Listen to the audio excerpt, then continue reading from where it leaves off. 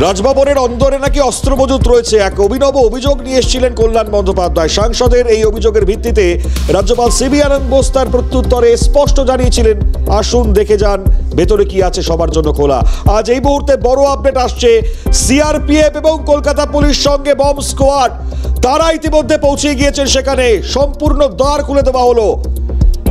Challenge রাজ্যপাল নিয়েছিলেন, অভিযোগের ভিত্তিতে রাজভবনে চিরুনি তল্লাশি। মুহূর্তে সফর সংক্ষিপ্ত করে ফিরছেন রাজ্যপাল সিবি আনন্দ বোস।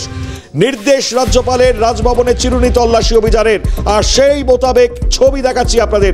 রাজভবনে অস্ত্র মজুতের যে নজিরবিহীন অভিযোগ সাংসদ কল্যাণ বন্দ্যোপাধ্যায় করেছিলেন, তারপর পাল্টা রাজ্যপাল তিনি তার বক্তব্যকে চ্যালেঞ্জ করে পাল্টা সেই বক্তব্যকে সামনে নিয়ে এসেছিলেন। এই মুহূর্তের বড় ছবি আপনারা দেখতে পাচ্ছেন। অভিরূপা সাহা আমাদের সঙ্গে রয়েছেন। অভিরূপার কাছে যাবো, তার আগে আরো একবার ছবিটা আপনাদেরকে দেখাচ্ছি, যার ভিত্তিতে এই মুহূর্তে রাজভবনে চিরুনি তল্লাশি। যে চিরুনি তল্লাশি এবং যেখানে দাঁড়িয়ে বক্তব্য পাল্টা বক্তব্যে সরগরম ছিল গোটা পরিসর পরিস্থিতি, এবং যে আইনানুগ ব্যবস্থার কথা রাজ্যপাল সিবি আনন্দ বোস বলেছিলেন যে যদি কোনো প্রমাণ না করতে পারে তাহলে পরে সবার সামনে ক্ষমা চাইতে হবে সাংসদ কল্যাণ বন্দ্যোপাধ্যায়কে, এবং এর পরবর্তীতে আইনানুগ ব্যবস্থা নেবেন। পাল্টা আবার কল্যাণ বন্দ্যোপাধ্যায় তিনি বলেছিলেন যে তিনি পাল্টা সেই জায়গায় আইনি পদক্ষেপ করবেন, কারণ বিজেপির নেতাদেরকে নাকি অস্ত্র ধরিয়ে দেওয়া হয়, এমনটাই অভিযোগ তিনি সেখানে সামনে নিয়ে এসেছিলেন।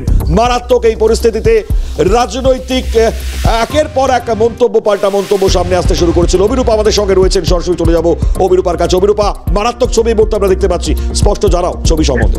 দেখো, নজিরবিহীন ছবি একেবারে কলকাতার রাজভবনে। আজকে ঠিক বেলা 2টো নাগাদ রাজভবনের যারা কর্মীরা রয়েছেন তাদের প্রত্যেককে রাজভবন থেকে একেবারে বের করে দেওয়া হয়, ব্র্যাকেট করে দেওয়া হয় গোটা রাজভবন।